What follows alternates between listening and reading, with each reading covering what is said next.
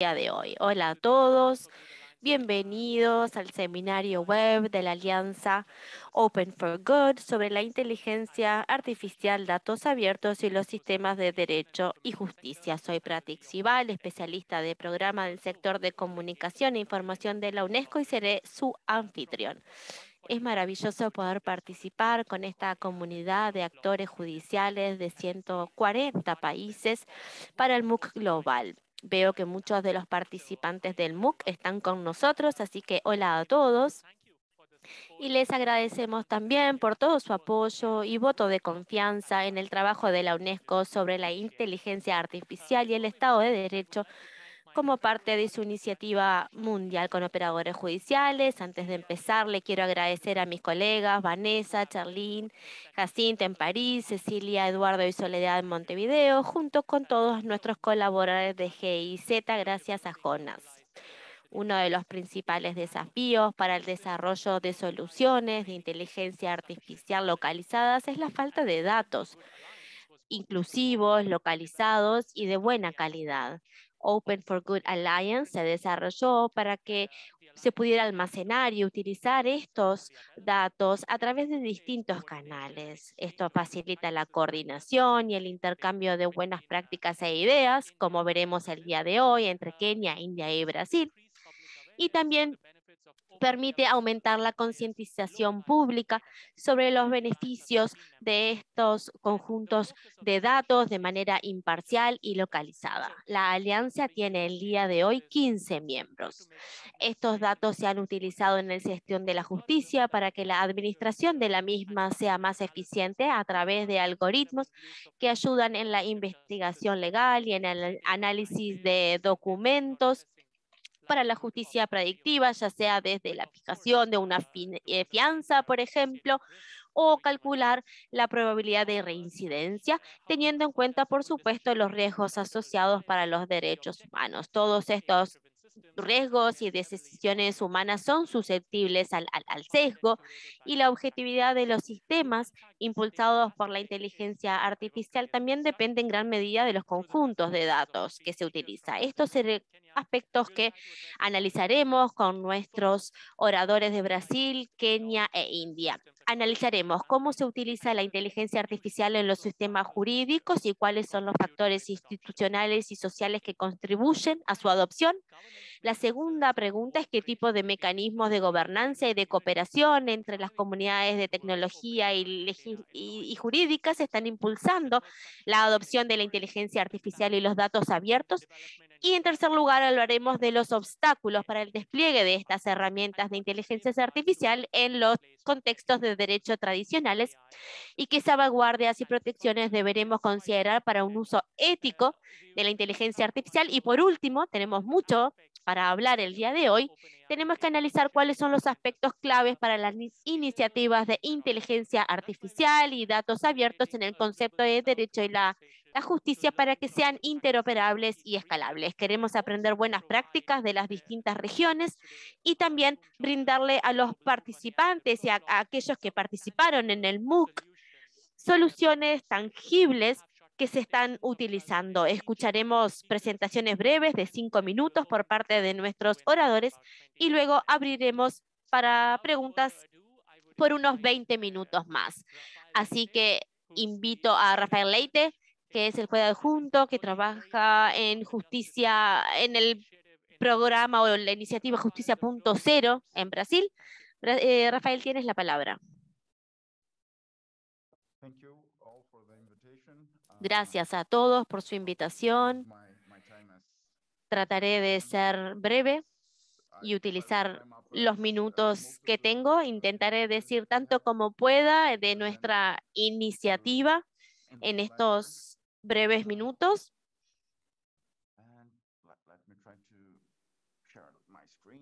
Permítanme compartir mi pantalla.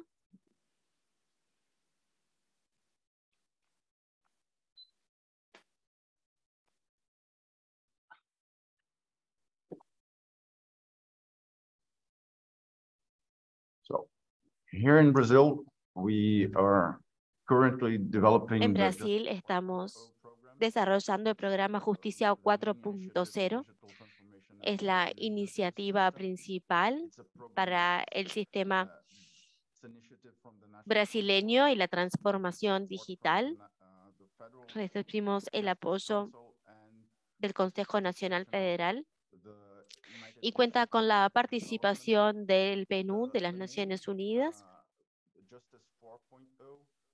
El nombre Justicia 4.0 hace referencia a la revolución industrial,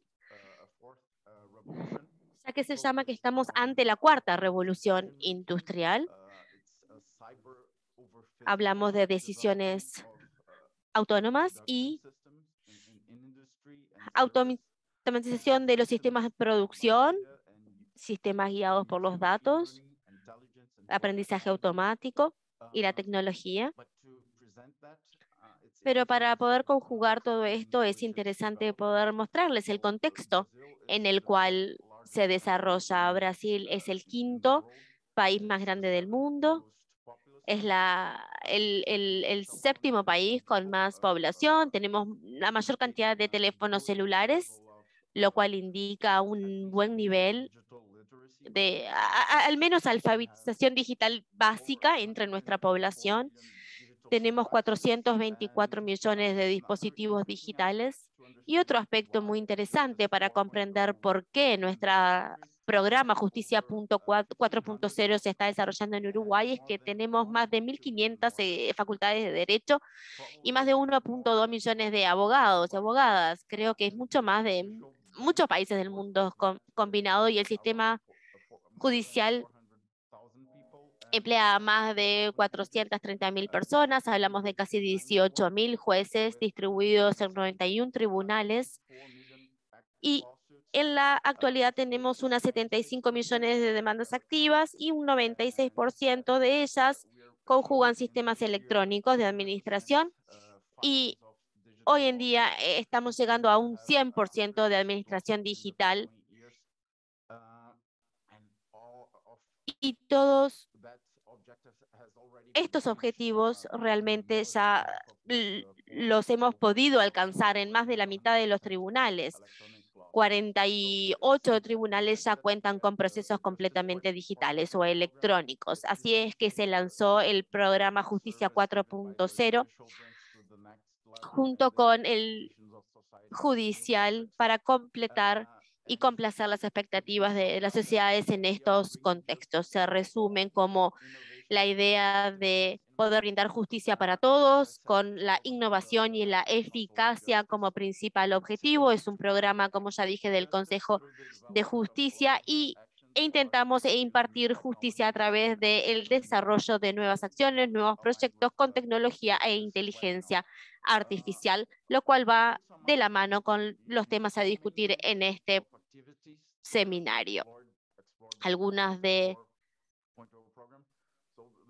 las iniciativas que se van a analizar, como por ejemplo, la primera se llama Tribunal 100% Digital, que busca transformar los tribunales y las demandas en términos digitales, en el sentido de que desde que se presenta la demanda hasta los pasos finales, todo atraviesa los sistemas digitales y hay una interacción electrónica a través de sistemas de mensajería, conferencias virtuales, y no se necesitaría la presencia de las partes en los tribunales, en las oficinas. Hablamos también de otra iniciativa que es el sistema de servicios virtual de los tribunales. Todo se accede a través de, por ejemplo, mensajes, sistemas de mensajería en línea, a través de la internet, donde se puede hablar con los funcionarios públicos o incluso los jueces mismos a través de cualquiera de los sistemas de mensajería o programas de videoconferencia, y uno puede obtener estos servicios a través de la internet. Otro elemento importante, y yo creo que la columna vertebral de lo que estamos discutiendo el día de hoy, se llama Data JAD. No es suficiente tener todas las demandas y todos los procesos en formato digital, sino que también contar con los datos que nos permita crear informes y poder analizar la situación del sistema judicial. Y el elemento final, y creo que el elemento más moderno desde el punto de vista tecnológico o innovación, es la plataforma digital del Poder Judicial, de la cual voy a hablar un poquito más en estos minutos, la iniciativa que se llama Tribunales Digitales al 100%. Si nosotros vemos el mapa, podemos ver la adopción de esta iniciativa en todos los estados. Ahí ven los distintos niveles de adopción. En términos de desarrollo humano, la accesibilidad a la Internet. En Brasil tenemos una muy buena distribución y los informes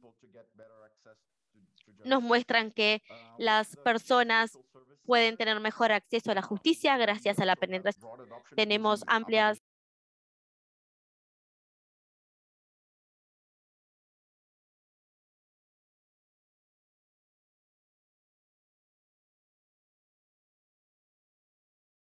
acceso rápido a esos servicios que uno tendría acceso en persona, lo podemos hacer a través de un teléfono inteligente. La iniciativa Data Jude compila todas las información con respecto a las demandas y a los procesos activos en Brasil y también casos pasados. Como les mencioné, tenemos unos 75 millones actualmente activos, pero en DataJude tenemos unas 400 millones de demandas y procesos desde el pasado que no son parte necesariamente de la jurisprudencia, pero que son muy relevantes para el análisis estadístico y para la formulación de informes que se utiliza ahora para la toma de decisiones en el Poder Judicial. Con estos datos uno puede obtener distinta información, por ejemplo, las sentencias de los tribunales a través del Consejo Nacional, y se puede utilizar distintas herramientas y estrategias de análisis de datos. Nuestro objetivo es crear la infraestructura para poder obtener esta información al minuto o en tiempo real cuando se presentan las demandas, se presentan los procesos para que esto pueda asistir en las decisiones finales. El sistema actual utiliza los métodos tradicionales de extracción de datos en cada tribunal, pero estamos desarrollando la infraestructura necesaria para poder obtener estos datos, como ya los dije, tan pronto como sea posible o en tiempo real. Nos ayuda también a encontrar brechas o inconsistencias en las demandas o en los procesos. Tenemos 91 tribunales y tenemos que recopilar la misma información bajo los mismos parámetros para poder hacer los análisis de datos correspondientes y uniformizar la información sin importar las diferencias regionales. Tenemos normas del Consejo Nacional que establecen las pautas, sin importar, por ejemplo, que esa demanda o ese proceso haya sido llevado adelante en un tribunal del norte o el tribunal del sur, este o oeste, no importa de la región en que se trate, todas las demandas y procesos deben seguir las mismas pautas en términos de información para poder analizar estos comportamientos en todo el país. Ahora les voy a hablar brevemente acerca de esta infraestructura que estamos desarrollando para tener a disposición los datos y la plataforma nacional o la plataforma digital del Poder Judicial es lo que sustenta el proyecto. Esta plataforma fue una solución creada para una característica específica del Poder Judicial brasileño, no es exclusiva de este poder, pero tenemos distintos sistemas que sirven a los 91 tribunales, tienen una estructura de datos específico a través de distintos códigos y se intentó convertir a un sistema único. Incluso habíamos tenido distintos intentos fallidos de crear un sistema único y en lugar de forzar a los tribunales a adoptar una estructura o base de datos específicas, creamos los medios por los cuales les permite comunicarse entre ellos. Nosotros a su vez podemos extraer la información necesaria, entonces los tribunales se conectan a este hub, a esta plataforma que nos permite obtener los datos de los distintos tribunales. Hay una breve presentación que está disponible en inglés en el sitio del Consejo, en el canal de YouTube. Los invito a ver el video, pero como tenemos muy poco tiempo, los invito, aquí ven el código QR o la dirección si quisieran ver el video más adelante y obtener más información acerca de lo que estamos haciendo con la plataforma y con este cambio en materia de acceso abierto para el Poder Judicial, para que los tribunales puedan comunicarse los unos con los otros. La idea es que se combine junto con el sistema. La mayoría de los usuarios realmente no van a ni siquiera percibir ese corte, percibir que están pasando a una nueva plataforma. Estamos brindando un servicio tras bambalinas, digamos. Se puede tener distinto acceso a un tribunal específico. Podríamos, por ejemplo, acceder a distintos sistemas para buscar cierta información específica que necesitamos o incluso distintas presentaciones acerca de cómo se está comportando cómo el tribunal está procesando la jurisprudencia o los casos activos. O, por ejemplo, si yo necesitaría recabar información acerca de un área particular del servicio público o actores específicos, el sistema nos va a permitir acceder a todos los datos y a todos los sistemas de los casos activos en el país.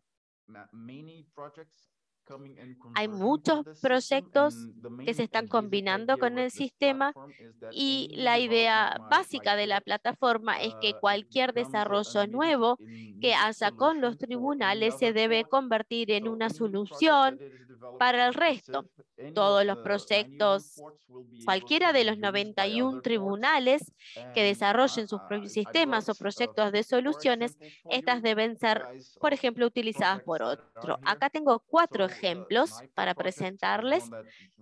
El proyecto Sniper es un proyecto que permite recopilar y combinar datos en materia de las partes involucradas en las demandas o en los procesos y cómo se interactúa con distintos sistemas y nos permite, por ejemplo, buscar información acerca de los resultados de algún caso en particular, de alguna demanda en particular. El proyecto JUMP nos permite ver el flujo de casos en un tribunal dado. Es un pantallazo muy general del flujo de casos activos y cómo se procesan y el tiempo que lleva a hacerlo. Tenemos otras 2 plataformas. La plataforma Synapsis es una plataforma nacional y la plataforma Codex, una está dedicada a la extracción de grandes cantidades de datos, la otra a la inteligencia artificial. Acá pueden ver que la mayoría de los proyectos de inteligencia artificial están alojados en la nube, en un único sistema en la nube. O sea que no hay una única plataforma para inteligencia artificial.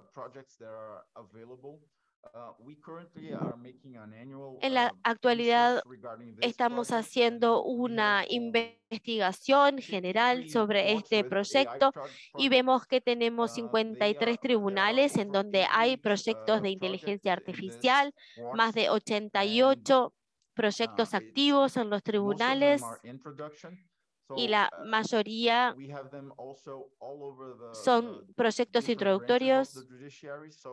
Como ven, están activos en distintos tribunales federales, nacionales e incluso superiores, y muchos de estos tribunales trabajan con distintos sistemas y el Consejo Nacional está en constante contacto con el sector académico. Trabajamos con distintas universidades en Brasil, también con el equipo de el sistema nacional, bueno, quienes crearon la plataforma y trabajan con más de 20 sistemas de inteligencia artificial, y también estamos trabajando con un equipo del PNUD. Rafael, Rafael, tengo que cumplir la tarea de ser el moderador, así que lamento detenerte. Gracias por tu presentación y creo que podamos ver si nos compartís el link en el chat. Podemos analizar más en detalle esta información. También lo podemos hacer durante la sección de preguntas y respuestas, pero tienes 30 segundos si quieres decir algunas palabras de cierre. Nuestro objetivo es la extracción de los procesos, de las demandas y los casos. Estamos creando la infraestructura que va a sostener la extracción de datos de todos estos casos, y nuestro objetivo es llegar a un 100% de integración de los tribunales para fin de año. Hoy en día tenemos unas 21 millones de demandas en este sistema, con información de todos los tribunales. Y este sería el mensaje principal, digamos. Uno de los principales desafíos es que estos datos estén disponibles para los guardianes de los datos. Estamos intentando solucionar este problema a partir de sistemas más abiertos. Queremos que la información sea más abierta, esté más accesible para todos, no solamente para el Poder Judicial. Gracias, Patrick. Creo que es muy bueno escuchar y conocer acerca de estos aspectos institucionales y ver que realmente el Poder Judicial mismo está dando un gran impulso a este proyecto. Supriya Sankaran es la próxima oradora, está trabajando desde el punto de vista de la innovación para conectar el Poder Judicial, los jueces, los tribunales con la comunidad de la innovación en la India. Supriya, tienes la palabra. Gracias, Pratik, gracias a Rafael también por inspirarnos realmente con aspectos que podríamos llegar a lograr en todos nuestros países. Es un gusto para mí poder darles información acerca de lo que está sucediendo en la India. Algunos de los cambios principales, a diferencia de lo que sucede en Brasil, ha ocurrido cierta digitalización con los tribunales en materia de inteligencia artificial y datos, pero les voy a compartir qué es lo que está sucediendo alrededor de este ecosistema.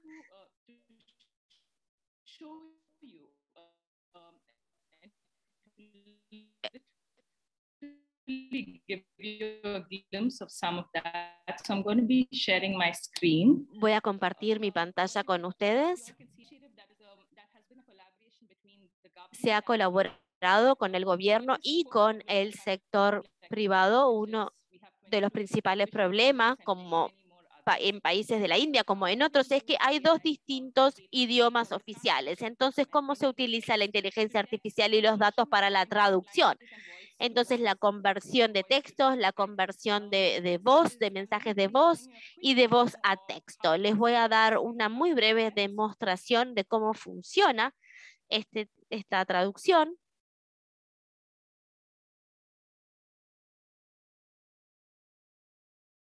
So I think we don't hear the audio. Creo que no escuchamos tu audio. Do you hear it now? ¿Se escucha ahora? You have to come to the Bhashan. Do you hear the recording now, Pratik? ¿Se escucha ahora? ¿Se escucha el audio ahora? Bien, lo pongo de nuevo entonces. You have to come to the Bhashani website. Select your source language. I'm choosing English here and your target Está language. indicando los pasos de qué se necesita para hacer la traducción, elegir el idioma de origen y el idioma objetivo, y uno debe grabar el mensaje que desea traducir. You can check your recording. Entonces se grabó el mensaje que se quiere traducir. My employer has not paid me my dues for the past year. And then you convert it. Y como ven, se convierte el mensaje grabado a texto traducido. Va a tomar unos segundos. Here we have it. मैं एक निर्माण स्थल पर काम करने वाला प्रवासी श्रमिक हूं और मेरे नियोक्ता ने पिछले 1 साल से मुझे मेरे विचारों का भुगतान नहीं किया है। It's as simple as that. Below, you can also see the text-to-text translation. Y también se puede ver la traducción de textos aparte de la traducción del audio.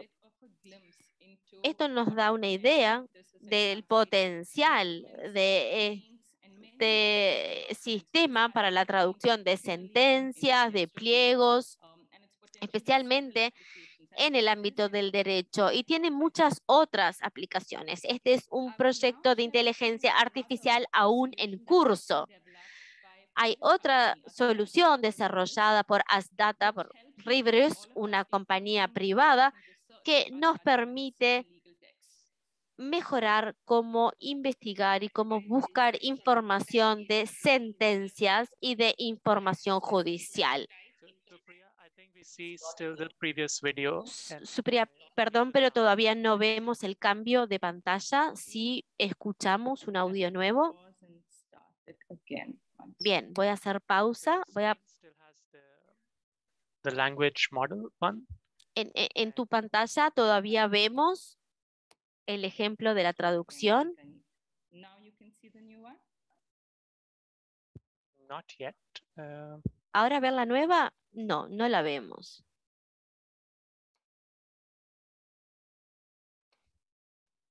Now, can you hear it? Yes. Yes. Now we see the new one. Yes. You can play it from the start. Here we go. Ahora sí vemos la nueva pantalla. Esto nos permite hacer una investigación más rápida. Acá vemos el sitio web en el que podamos buscar los casos activos o la jurisprudencia. Por ejemplo, estoy buscando la depreciación.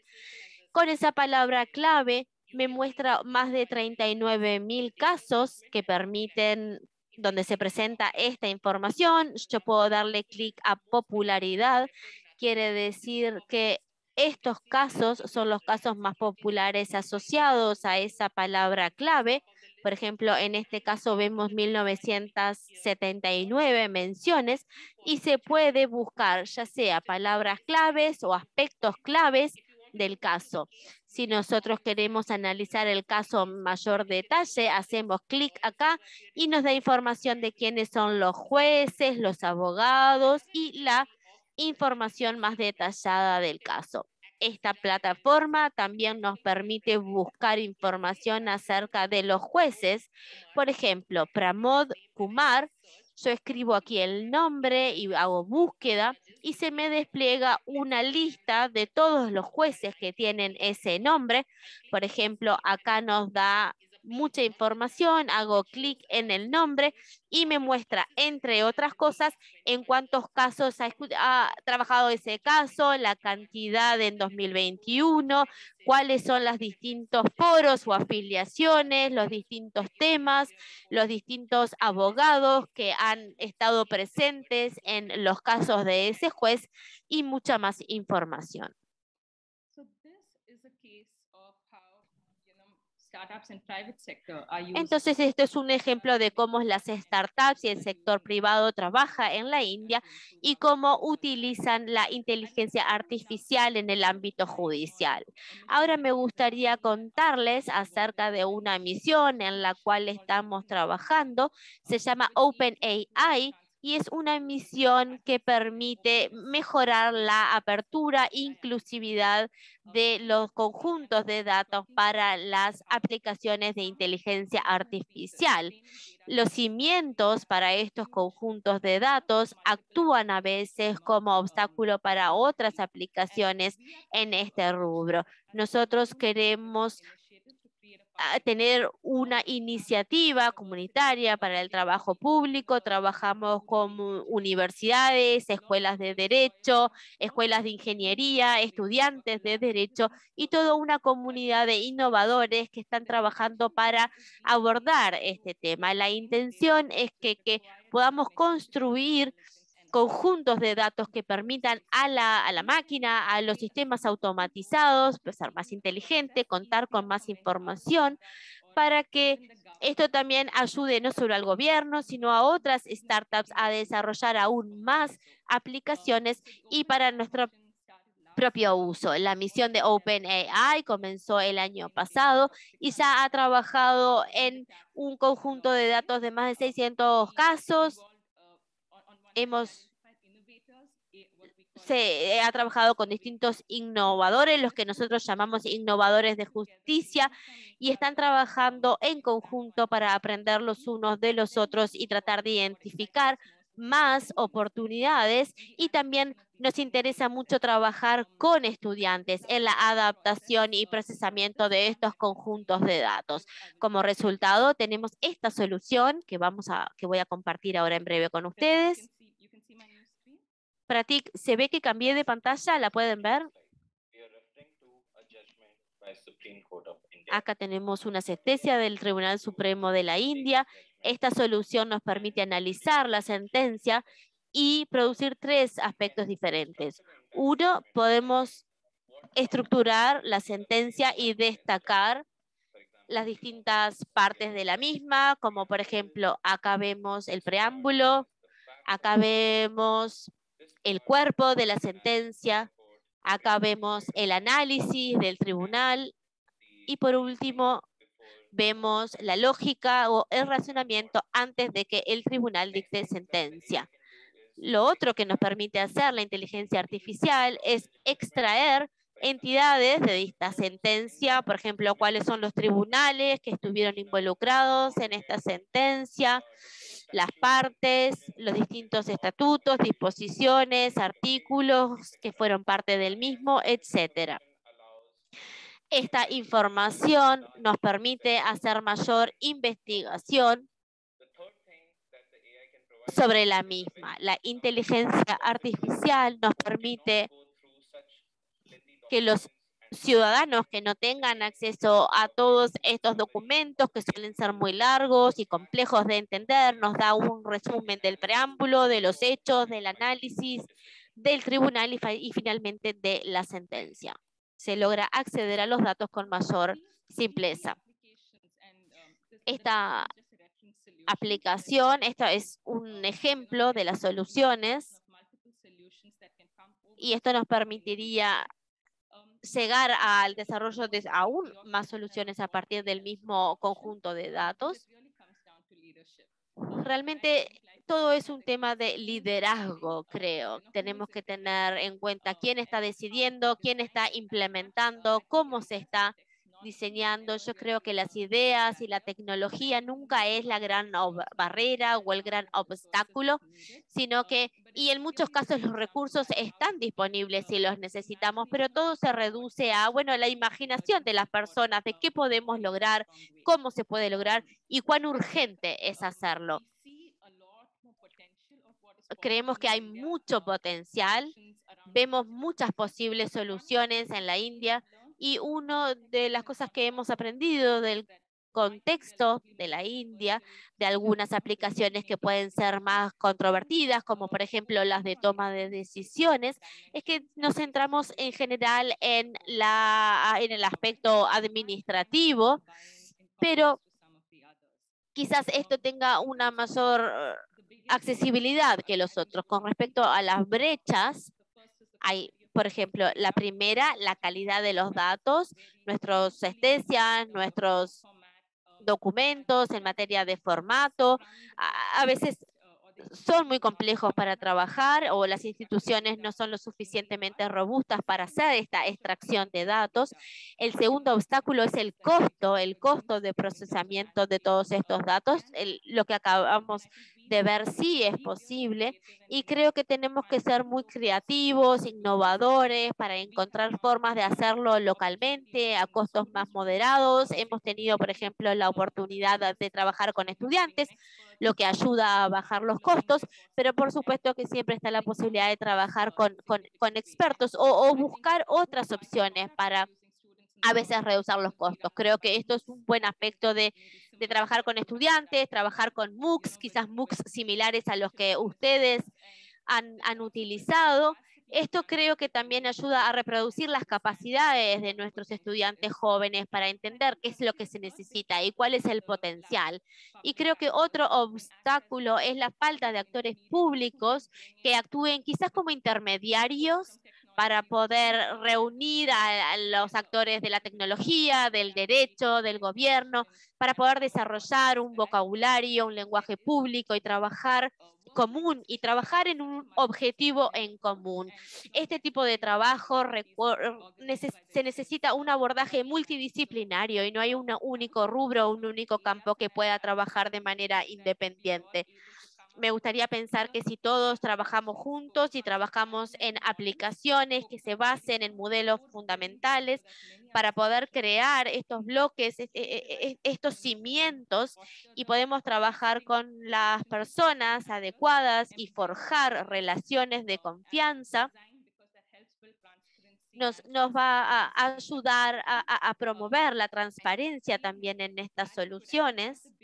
Y creo que uno de los aspectos principales cuando hablamos de los modelos de gobernanza que se necesitan tanto para la implementación y la adopción, creo que tenemos muchas grandes oportunidades. Me gustaría cerrar diciendo que tenemos una maratón para la inteligencia artificial abierta, en donde vamos a invitar a la comunidad, a los desarrolladores de soluciones, aparte de los conjuntos de datos que vamos a abrir. Si alguien está escuchando y tienen algún caso que les parece interesante, los invito a que lo compartan con nosotros, o si quieren participar de la actividad, también los invito a que me escriban.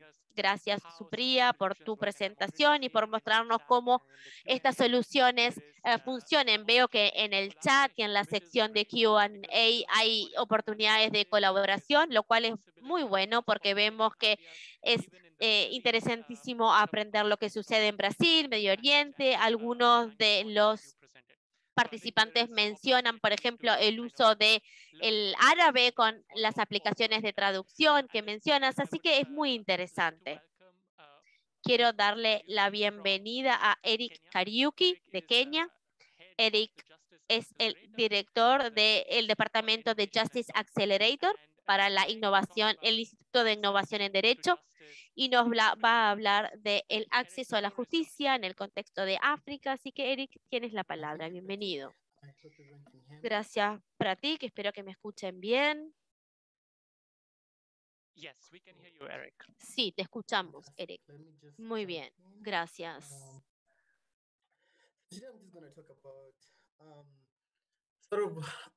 In a broader context, how Voy a hablarles acerca de nuestro contexto y cómo la inteligencia artificial abierta brinda muchas posibilidades en materia de acceso a la justicia en África.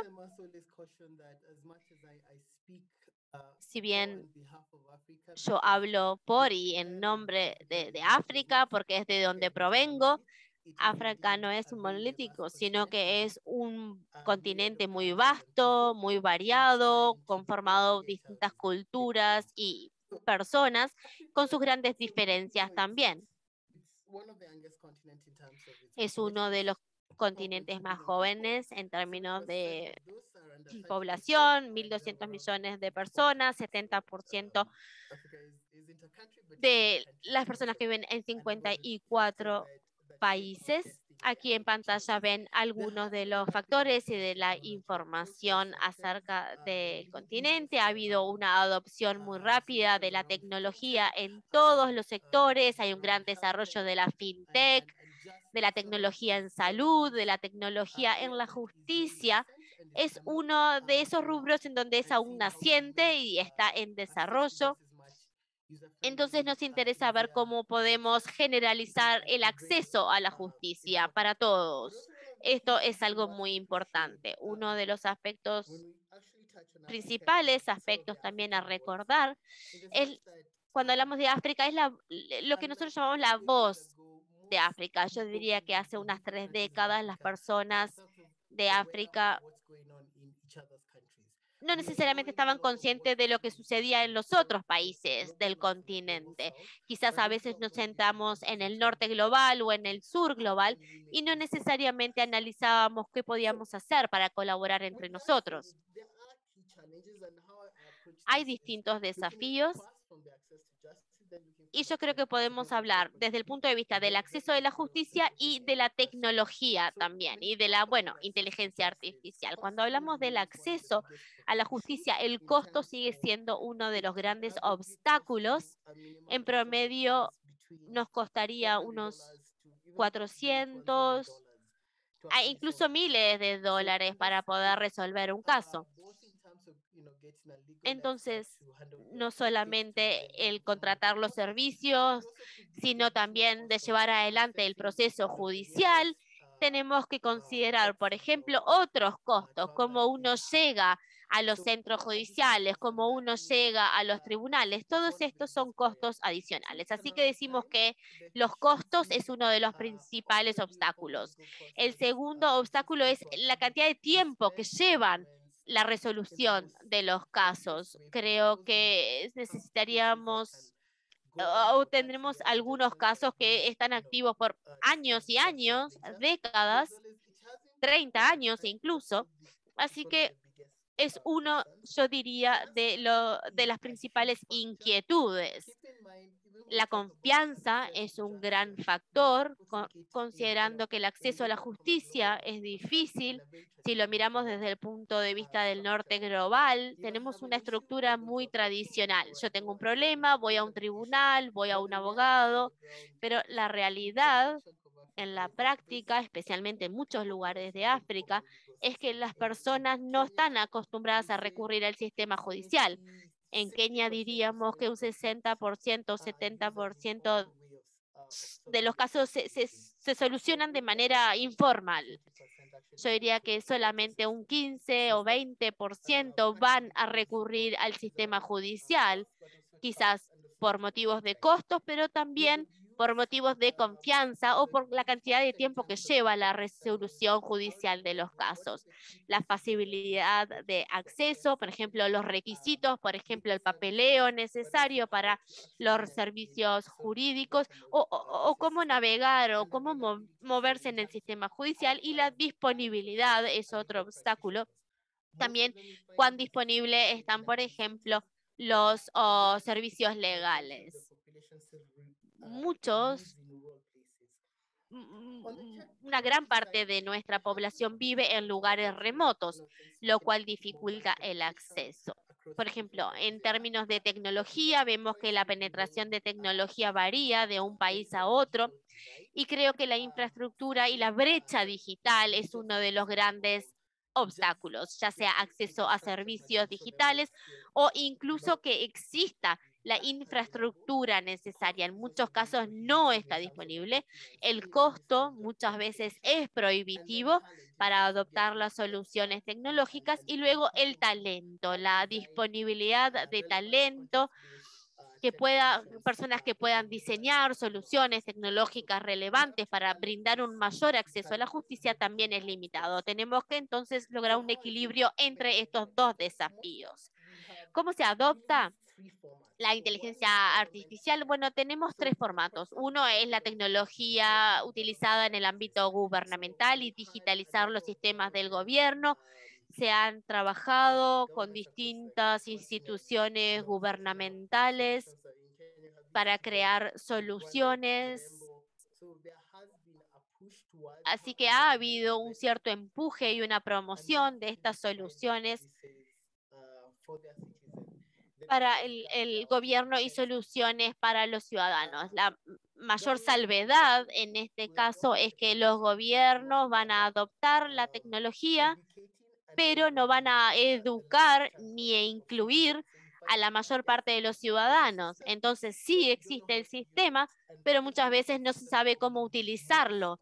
Y este ha sido uno de los mayores problemas en la adopción de estos sistemas o soluciones por parte del gobierno. Siempre un abordaje muy de arriba hacia abajo y a los ciudadanos no se los involucra en el diseño, en el despliegue ni en la adquisición de esta tecnología.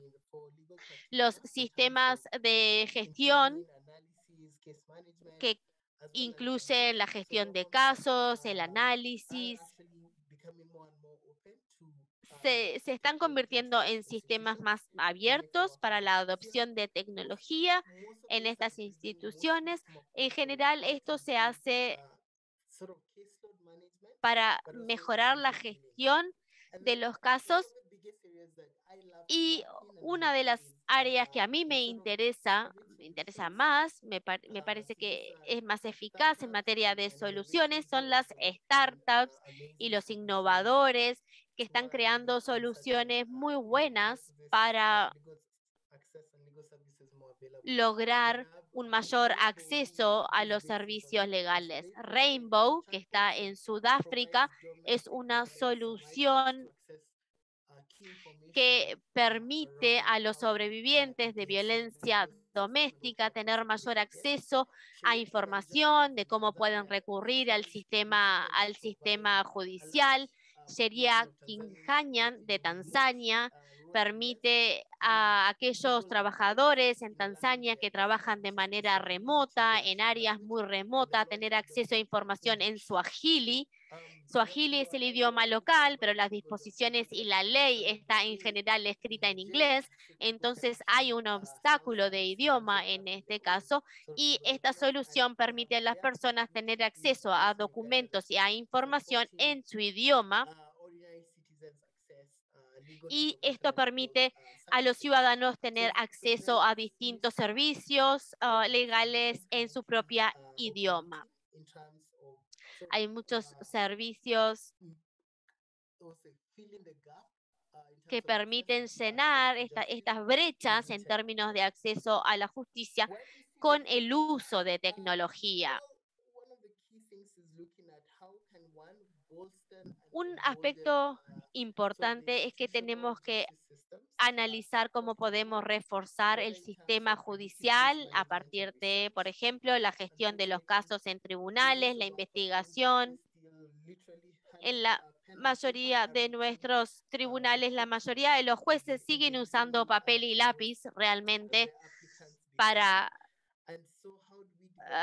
sus audiencias, y tenemos que desarrollar sistemas que nos permitan analizar precedentes, casos anteriores y ser más eficaces a la hora de hacer una investigación. Los sistemas de idiomas, por ejemplo, traducción, tenemos más de 2000 idiomas indígenas, lenguas indígenas en África, tenemos muchos idiomas oficiales, nacionales, y creo que hay mucha exclusión en términos de acceso a la justicia según el idioma que uno hable, porque las personas no entienden la información o no entienden la jerga jurídica.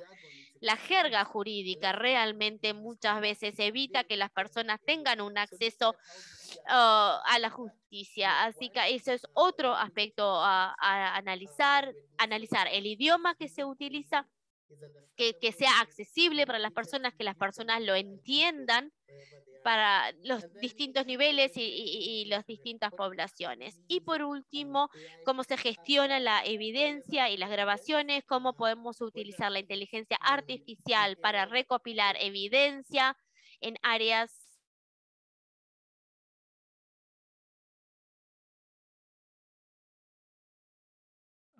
Se desconectó, no sé si es solo a mí. war zones where people need to, or in terms, sorry. Sorry, Dime. we just lost you for a second. Eric, But perdón, te perdimos tu conexión por un segundito. Te pido que vayas cerrando un minuto más. Sí, perdón. Entonces, ¿cuáles han sido los principales motivos para la adopción de la inteligencia artificial? Bueno, las personas necesitan soluciones que permitan un acceso más amigable a los sistemas de justicia, de manera que puedan satisfacer sus necesidades, no importa dónde se encuentren. Mayor eficacia, hay una necesidad por mayor eficacia, cómo se puede utilizar el sistema de jurisprudencia y cómo se pueden gestionar de manera más eficiente los procesos. También hay muchas inquietudes en materia de privacidad y protección de datos. Las personas se preocupan por cómo se utilizan los datos, quién tiene acceso a los mismos. En Kenia, por ejemplo, cuando el gobierno intentó implementar un proyecto con respecto a ello, hubo cierta resistencia. Y también debemos recordar que vivimos en la era de la desinformación y de la información falsa. Así que muchas veces debemos analizar cómo gestionar esta información de la manera más eficiente que sea posible. Y mis principales mensajes, digamos, al hablar de la inteligencia artificial y cómo la utilizamos, debemos recordar que se debe centrar en las personas, desde el diseño a la adopción. Tenemos que ver cómo involucramos y cómo logramos la participación del usuario final a la hora de diseñar estas soluciones, considerar sus expectativas y los riesgos. También necesitamos la inclusión, quien promueve estos procesos, las voces de quien escuchamos. Y también necesitamos hablar acerca de cómo fortalecemos el espacio de políticas, cómo involucramos y escuchamos la voz de aquellos actores necesarios, y la participación del sistema judicial es sumamente necesaria para desarrollar políticas y disposiciones robustas que nos permitan lograr mejores resultados. Y bueno, eso sería todo de mi parte por ahora. Vemos que tenemos muchos desafíos en común y nos quedan 8 o 10 minutos. Me gustaría abordar dos preguntas que creo que han sido las dos preguntas generales que vemos en el chat. La primera, tanto para los casos de Brasil y de la India, es si nos permite hacer un análisis para producir informes o paneles de datos, como por ejemplo, cuántos informes o sentencias son dictadas por mujeres juezas o hombres jueces.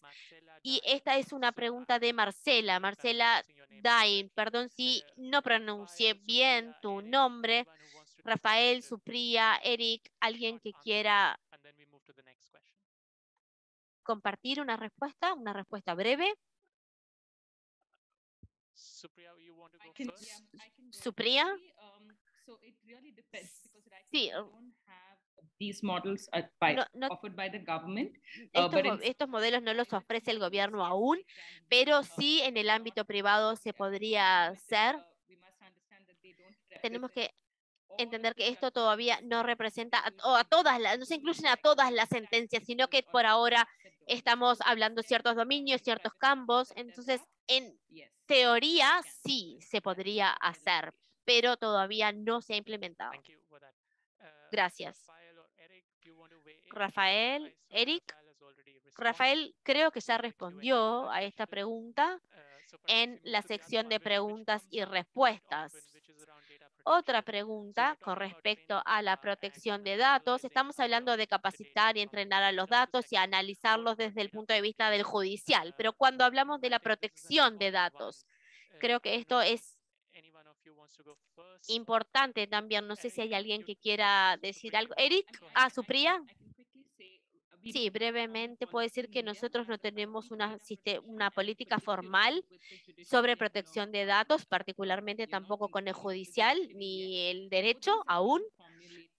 pero se han formulado modelos y es un tema muy controvertido, muy discutido, hay distintos abordajes, pero como are actually open, like I mentioned, because the todavía from the government hasn't yet become los datos abiertos todavía no es una materia urgente, digamos, para el gobierno, para solucionarlo aún. Son políticas que están en proceso de formulación y me encantaría hablar con cualquiera de ustedes para ver qué marcos se están utilizando en sus países para poder desarrollarlos. Me encantaría poder hablar con alguien más acerca de ello y tomar modelos. Eric. Nosotros tenemos una ley de protección digital, creo que de 2019. El gobierno estaba adoptando una tecnología en su momento y es un sistema integrado y no había ningún marco para la protección digital. Entonces, a través de los tribunales que se dijo que no podemos adoptar esta tecnología si no hay un marco jurídico de protección digital. Entonces, se había desarrollado el sistema y para operacionarlo todavía es una conversación que sigue vigente, aún siendo aprobado la ley. Y también en términos de cómo afecta a aquellos grupos que en general no tienen o son marginados, como por ejemplo los grupos de refugiados, por ejemplo, que no tienen acceso a la información. Rafael, ¿te gustaría mencionar qué tipo de funciones en materia de protección de datos utilizan en Brasil? Los usuarios de los datos que nosotros recabamos son los usuarios del sistema. Es aquellos que ya tienen acceso a los datos, en realidad es aquella persona que en quien pensamos cuando trabajamos con los sistemas y la infraestructura central, pero igual estamos utilizando sistemas de protección de datos en todos los tribunales. La autoridad de datos personales es quien puede responder a estas solicitudes y adoptar medidas para garantizar que ningún dato personal se utilice de manera indebida. En los sistemas que estamos recabando información acerca de todos estos casos y demandas, replica el mismo nivel de confidencialidad que los casos mismos. Se hace a nivel de caso, a nivel de demanda, pero también a nivel de documento, y solo le damos acceso a ese documento a las personas que deben tenerlo. Únicamente se hace de manera tal que no obstaculice al mismo tiempo el acceso a datos, porque creo que esto es un aspecto central. Tenemos que pensar en la protección de datos personales, pero no como un obstáculo para el acceso de datos y la integración de los sistemas. Porque una vez que la información está en el sistema, podemos controlar efectivamente quién tiene acceso a la misma. Entonces es contraintuitivo de cierta manera. Es lo opuesto de lo que nosotros pensaríamos. Es mucho mejor contar con todos los datos ahí disponibles en algún lugar y que podamos ver realmente quién lo está usando y quién está teniendo acceso. Y esto es mucho mejor a no tener todos los datos disponibles. Siempre hay un debate acerca de la protección de datos, utilidad y los niveles de control y anonimidad que se deben de tener a nivel del control central. Creo que Supriya ya escribió algo también en el chat acerca de los distintos niveles de acceso y control. Nos quedamos sin tiempo, pero veo que hay una pregunta sobre la corrupción. Y Rafael, la pregunta está dirigida a ti. ¿Cómo se pueden utilizar estos datos que generamos para también luchar contra la corrupción? Pero tenés 30 segundos para contestarlo, si no la intérprete se va a enojar. Bueno, esto va de la mano con lo que estábamos hablando, la transparencia, y cuando vemos efectivamente qué es lo que está sucediendo vamos a desincentivar la corrupción.